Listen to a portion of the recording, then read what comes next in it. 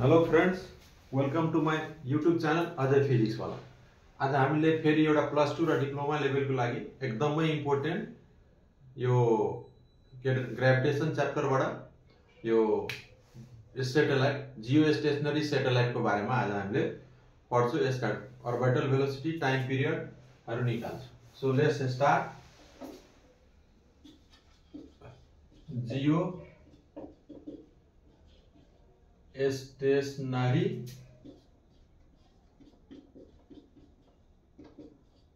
Satellite.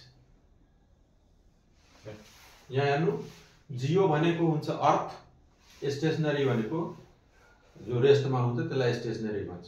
यसमा के हुन्छ भने अर्थको रिस्पेक्टमा यो के हुन्छ, पर्टिकुलर पोजिसन देखि जहिले पनि रेस्टमा देखिन्छ। टाइम पिरियड जुन हुन्छ, पिरियड अफ रिभोल्युसन अर्थको जुन टाइम पिरियड यसले लिन्छ त्यो 24 आवर लिन्छ। अर्थले पनि आफ्नो एक्सिसमा रोटेट गर्न 24 आवर नै लिन्छ। त्यसैले तिनीहरूको बीचमा, अर्थ र सैटेलाइटको बीचमा रिलेटिभ भेलोसिटी हुँदैन। पर्टिकुलर पोजिसन देखि त्यो रेस्टमै देखिन्छ। त्यसैले यसको नाम हो जियो स्टेशनरी सैटेलाइट। र यो सर्टेन हाइटमा यो अर्बिट छ जहाँ गएर यसलाई राखिन्छ। र त्यहाँ अर्बिटको नाम हुन्छ पार्किङ अर्बिट। अर्बिटलाई भन्छ पार्किङ अर्बिट, किनभने पार्किङ अर्बिटमा जस्तो हामी गाडी पार्क गरिदिन्छौँ त्यहाँ रेस्टमा देखिन्छ। त्यसैले त्यो सैटेलाइट त्यहाँ रेस्टमा भएकोले त्यो अर्बिटलाई भन्छ पार्किङ अर्बिट। सो अब यहाँ हेरौँ। पहिला सपोज यो अर्थ भयो, यो सेन्टर अफ अर्थ, यो radius of earth, capital M is mass of earth.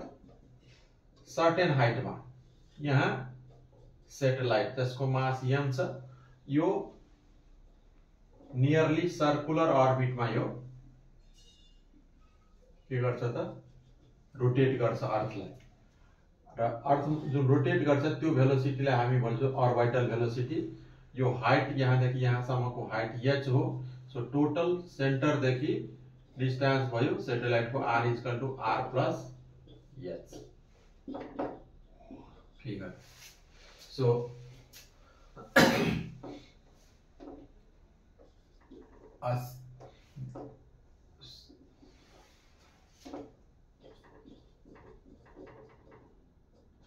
satellite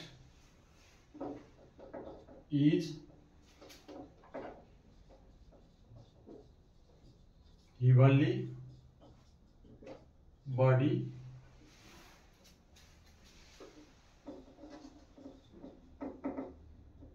orbiting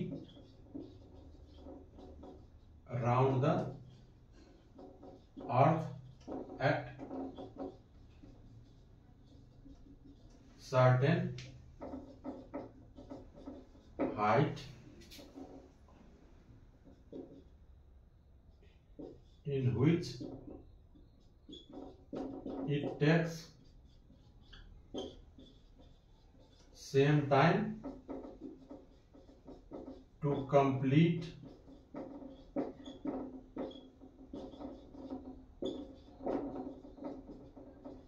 one rotation as taken by the earth to complete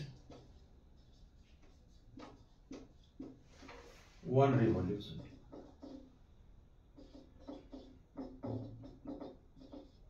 That is t =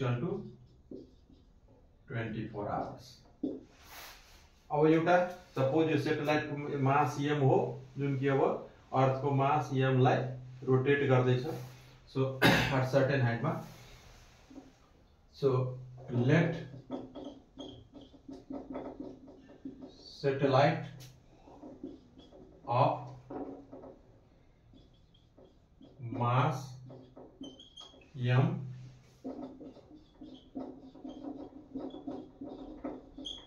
revolves around the earth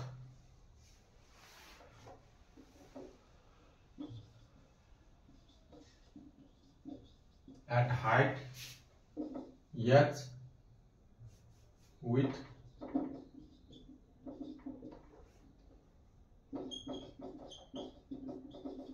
velocity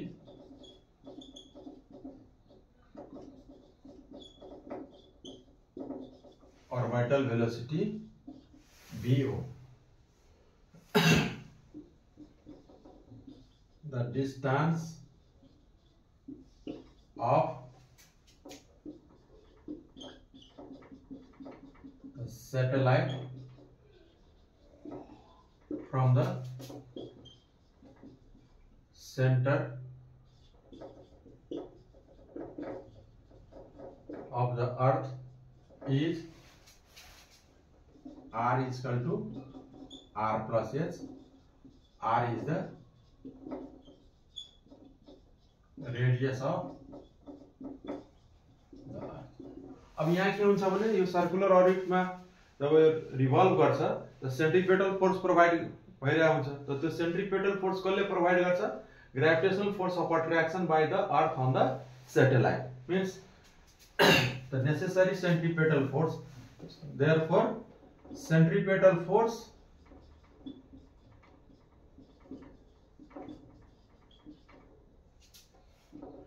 is equal to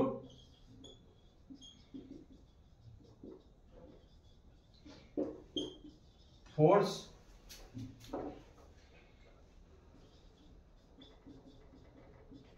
applied by the earth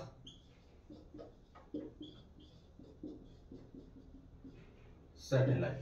तो centripetal force को formula कति हुन्छ mv²/r. यो हामीले अगाडिको भिडियोमा यो तपाई जान्न सक्नुहुन्छ mv²/r सेन्ट्रिपेटल फोर्स र gravitational force Newton's law of ग्रेभिटेशनबाट Gm1 m2/r². तो m1 को भ्यालु क्यापिटल M भयो, m2 को भ्यालु स्मल m r². तो यहाँ स्मल m क्यान्सल भयो. तो हामी कति बाँकी रह्यो त VO² is equal to Gm upon r. So VO is equal to Gm upon capital M upon r under root. But small g is equal to के हुन्छ Gm capital Gm upon r². Therefore Gm is equal to भयो gr². अब यो Gm को value gr² यसमा put गर्ने यसमा equation 1 मा. So equation 1 becomes VO is equal to G, जो Gm को वैल्यू यहाँ पुट करें gr²/r under root. So this is the expression for orbital velocity. यसलाई हामीले इक्वेसन 2 भन्यौ. अब if t is the period of revolution of satellite, then we can write t is equal to कति हुन्छ 2 pi by omega. यो हामी circular motion भन्ने च्याप्टरमा यो पढेको. अनि यसलाई 2 pi r by VO हुन्छ. अब यहाँ के गर्ने VO को भ्यालु यसमा पुट गर्दिने.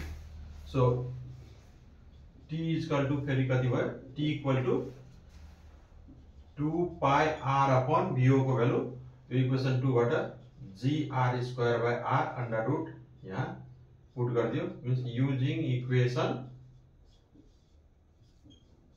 2. अब यो दुवैतिर स्क्वायरिङ गर्ने. स्क्वायरिङ गरेपछि कति हुन्छ यो t² भयो अनि 4 यो यसको स्क्वायर 4 pi² r² अनि तल रुट गइहाल्छ. तल r छ त यो माथि गएर r³ भइहाल्छ. त 4 pi² r³ by gr². यो हाम्रो के भयो टाइम पिरियड को. अब यसबाट हामीले r निकाल्न सक्छौं. हाइट स्मल r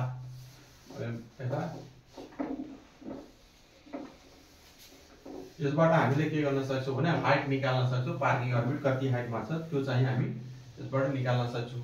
सो यहाँबाट हामीले r³ इक्वल टु कति हुन्छ त यहाँबाट r³ इक्वल टु यो g r² t square upon 4 pi square. R निकाल्यो भने GR square t square upon 4 pi square को क्यूब रूट 1/3।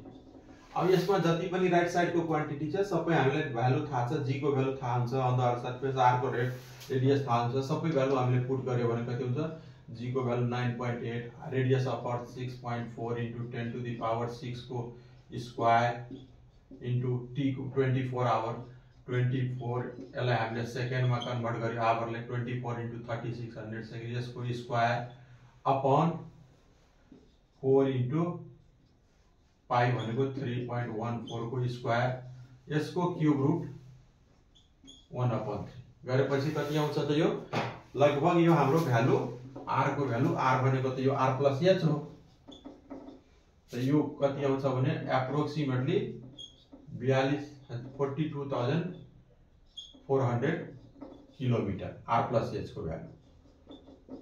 त एच आउँछ हाम्रो कति 42,400 माइनस आर, 42,400 आर भनेको रेडियस अफ अर्थ कति छ लगभग 6400, यो एप्रोक्सिमेटली कति आउँछ 36,000 किलोमिटर। मीन्स पार्किङ अर्बिट को हाइट कति छ above the earth surface is 36,000 kilometre.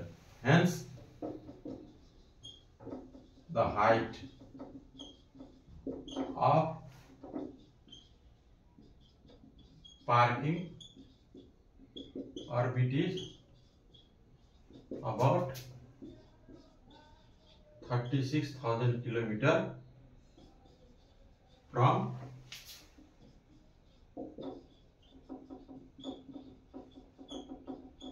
Earth surface. त्यस्तै हामीले अब यो हामीले हाइट निकाल्यो, हामी अर्बिटल भेलोसिटी पनि निकाल्न सक्छौं।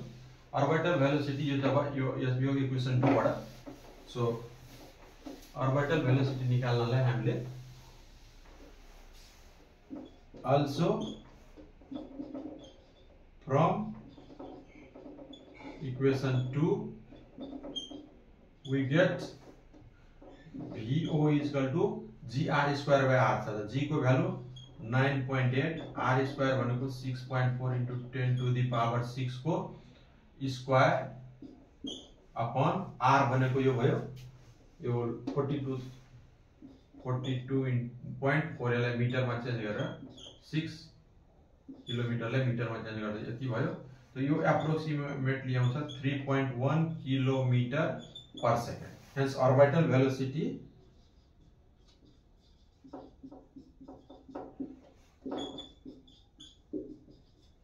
is about 3.1 kilometre per second. यति हामीले हाइट पनि निकाल, पार्किङ हाइट निकाल्यो, भेलोसिटी अर्बिटल भेलोसिटी निकाल्यो।